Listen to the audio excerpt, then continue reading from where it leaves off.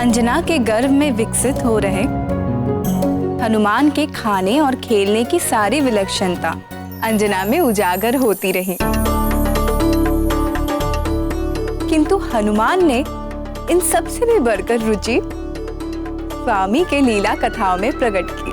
अंजना के स्वामी वानर राज केसरी की कथाओं में? अंजना के स्वामी नहीं, सारे जगत के स्वामी, हम सब के स्वामी, सांवरे सलोने श्याम सुंदर।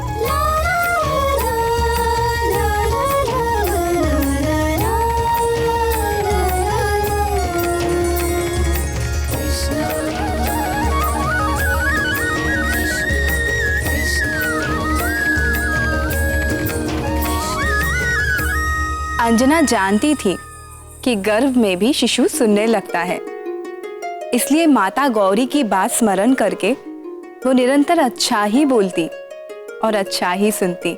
और जब वो हमारे सत्य सनातन भगवान वासुदेव के अवतारों की लीलाएं सुनती तो परम चंचल गर्भस्थ हनुमान न तो खाने के लिए मचलते और न कोई उछल कूद करते। किंतु उन्हें ये सारी कहानियां सुनाता कौन था? शिव या पार्वती जी ने तो अंजना और गर्भस्थ हनुमान को अपनी करुणामयी शरण में ले ही लिया था, परंतु वीणा वादिनी सरस्वती जी हनुमान के विकास में योगदान दिए बिना कैसे रह सकती थी?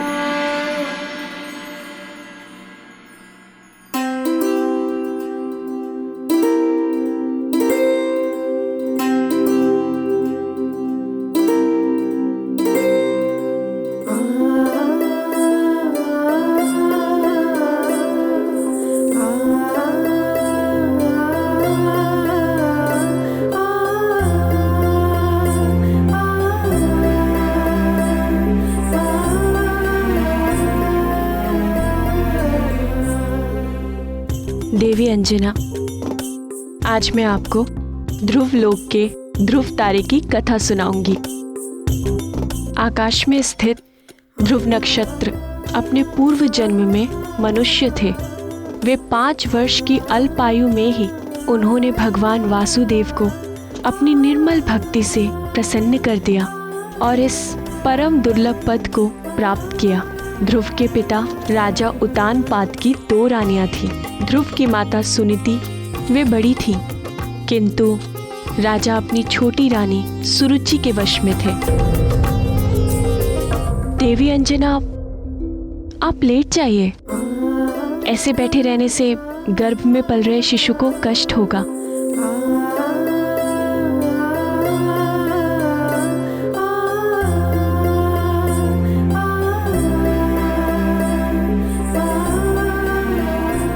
राजा सदैव ध्रुव की सौतेली माँ और उनके पुत्र उत्तम के पास ही रहते। ध्रुव को कभी भी अपने पिता का प्रेम प्राप्त करने का अवसर ही नहीं मिलता। एक दिन जब राजा उतानपाद ध्रुव के सौतेले भाई को अपनी गोद में खिला रहे थे, तब ध्रुव का मन भी पिता का प्रेम प्राप्त करने की लालसा जागी। वो अपने पिता की गोद में जा ही रहा था कि उनकी सौतेली माँ ने उनका हाथ खींचकर उन्हें नीचे ढकेल दिया। सौतेली माँ के कटु वचनों से बहुत ही आहत हुआ। ध्रुव की माता सुनीति चाहकर भी अपने पुत्र को पिता का प्रेम दिलाने में समर्थ नहीं थी। इसीलिए उन्होंने ध्रुव को परम पिता भगवान नारायण का प्रेम प्राप्त करने के लिए उनकी भक्ति करने का उपदेश दिया। अब मैं नारायण की भक्ति करूंगा, मैं उनसे प्रेम करूंगा, फिर वो भी मुझसे प्रेम करेंगे।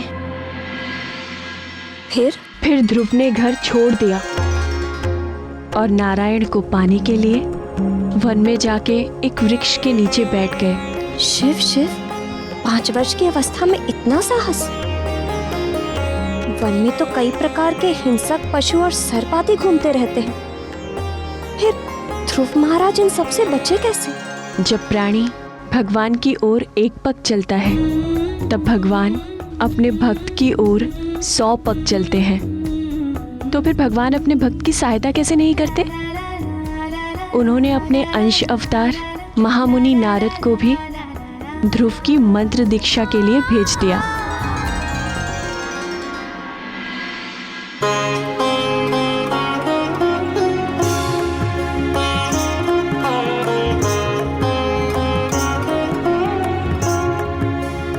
मेरे पीछे बोलो वत्स। ओम नमो भगवते वासुदेवाय। ओम नमो भगवते वासुदेवाय। ओम नमो भगवते वासुदेवाय। ओम नमो भगवते वासुदेवाय।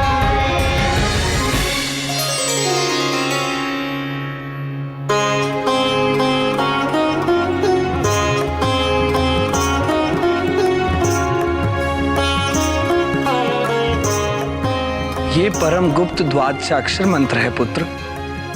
भगवान श्री हरि के सुंदर चतुर्भुज रूप को हृदय में धारण करके इस मंत्र का निरंतर जाप करने से तुम्हारे सभी मनोरथ सिद्ध हो जाएंगे।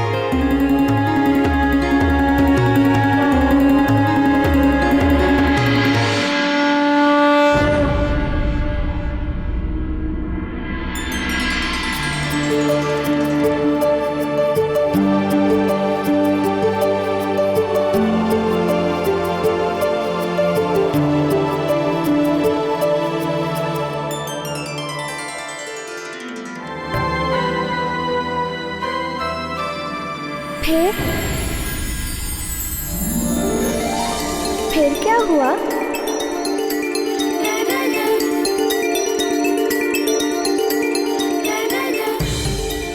फिर 1 वर्ष की कठिन तपस्या के पश्चात ध्रुव को बैकुंठपति भगवान श्री नारायण ने अपने चतुर्भुज रूप में दर्शन दिए।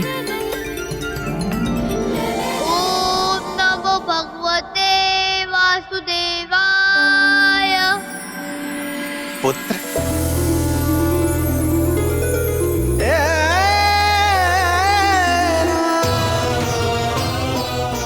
तुम्हारी निर्मल भक्ति से मैं प्रसन्न हूं पुत्र।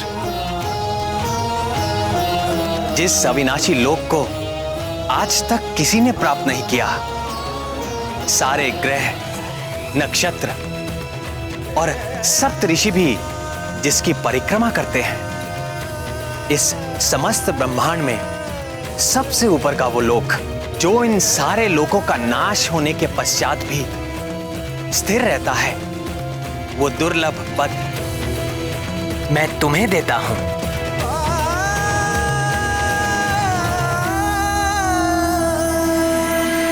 आशीर्वाद के पश्चात ध्रुव ने वर्षों सफल जीवन व्यतीत किया और अंत में ध्रुव तारा के रूप में स्थित हो विख्यात हुआ।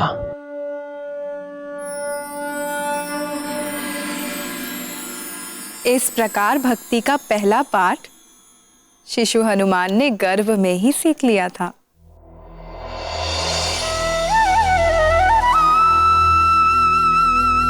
ये समस्त ब्रह्मांड मेरे वश में है, किंतु मैं अपने भक्तों के वश में हूं।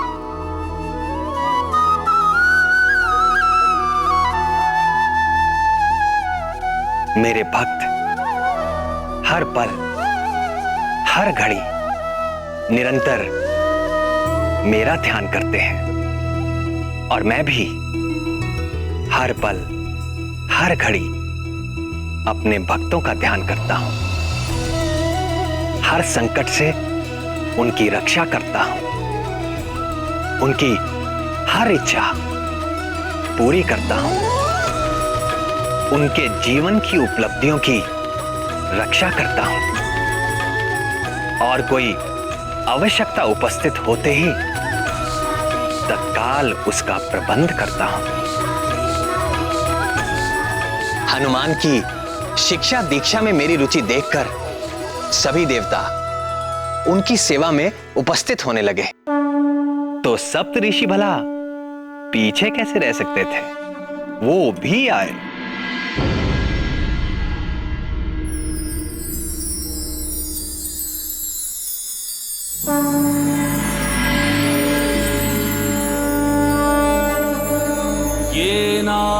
बद्धो बलिराजा दानवेन्द्रो महाबलः तेन त्वामपि बध्नामि रक्षे माचल माचल।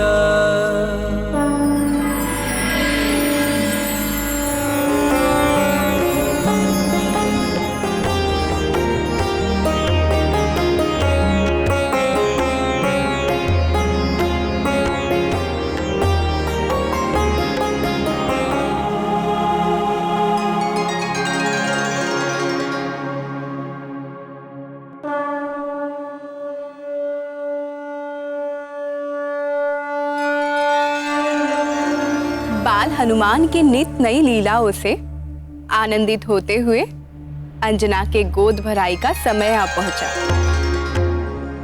इस मंगल कार्य के लिए निकट और दूर स्थित सभी संबंधियों और मित्रों को निमंत्रण भेज दिया गया। किंतु ठीक गोद भराई के दिन सूर्योदय के साथ ही मूसलाधार वर्षा होने लगी, जो ना तो रुक रही थी और न मध्यम पड़ रही थी। तो क्या गोद भराई नहीं हो सकी? मंगल मूर्ति हनुमान के जीवन में ये कैसा मंगल आ गया दीदी? इसी चिंता से तो अंजना भी व्याकुल थी।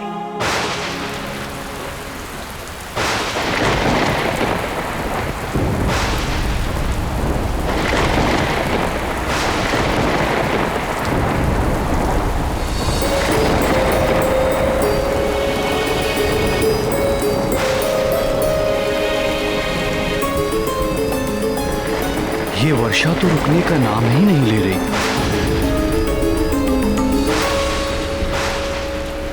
तुम निराश ना हो अंजने, ऐसी भी वर्षा नहीं हो रही कि लोग आ ना सके। मार्ग में कहीं रुक गए होंगे, आते ही होंगे।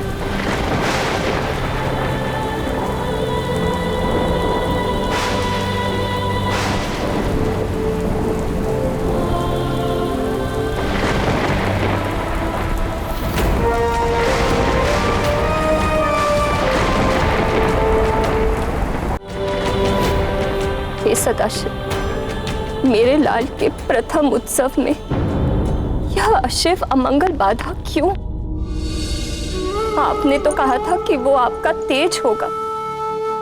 आपके अपने अंश स्वरूप के साथ ऐसा अन्याय क्यों? मेरा पुत्र हमारे प्रियजनों के आशीष से वंचित क्यों? हे हर, मुझ दुखियारिन का दुख दूर कीजिए।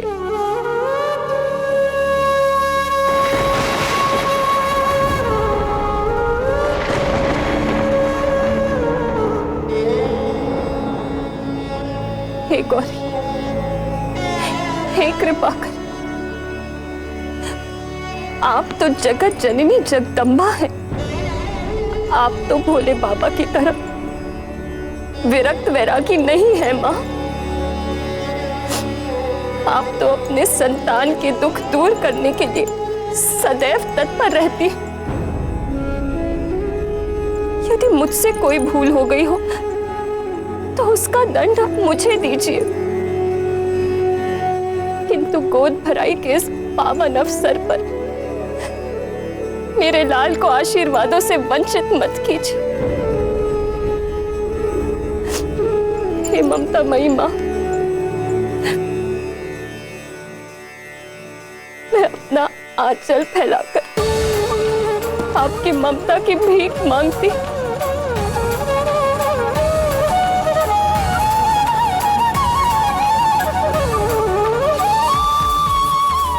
कृपा करो माँ, कृपा कर, कृपा कर।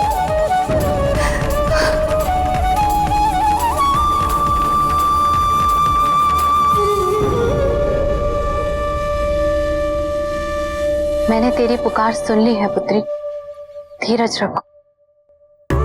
गोद भराई होगी, पूरे अनुष्ठान के साथ होगी और तुम्हारे पुत्र को आशीर्वाद मिलेंगे, और ऐसे जैसे किसी को ना मिले होंगे।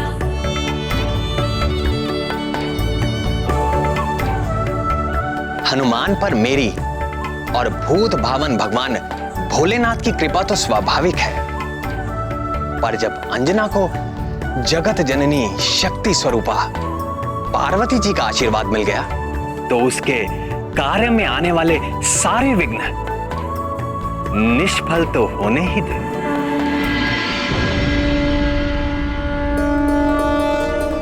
देवी लक्ष्मी,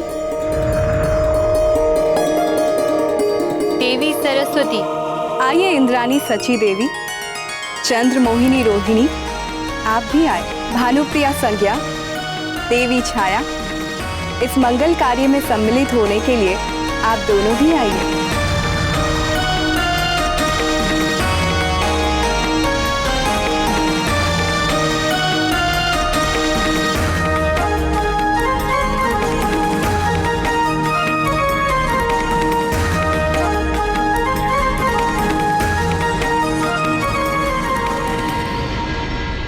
प्रणाम महारानी। क्या हुआ? तुम इतना हाँफ क्यों रही हो? वो आ गई। कौन? हमारे संबंधी? वो तो नहीं आए, पर कुछ सुहागनें आई हैं। बहुत खूबसूरत सजी धजी देवियों जैसी, और साथ में खूब सारे उपहार भी लाई हैं।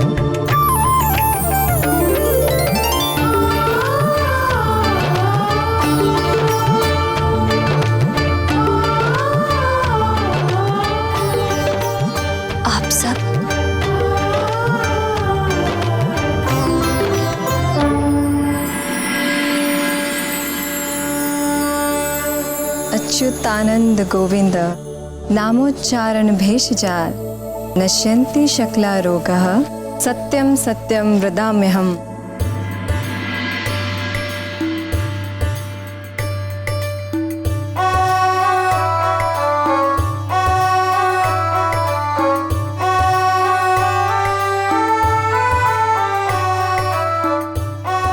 तब पुत्रो जितेंद्रियो भविष्यति। मेरा लाल सभी इंद्रियों को जीतने वाला होगा।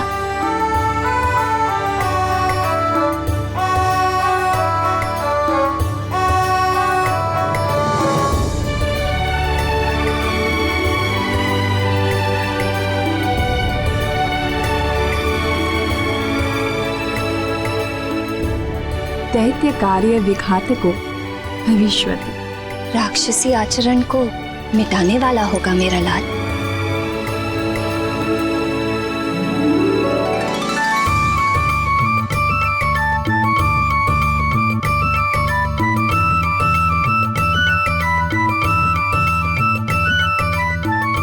वेद विदांग विशारदो भविष्यति। मेरा पुत्र वेदों का विद्वान होगा।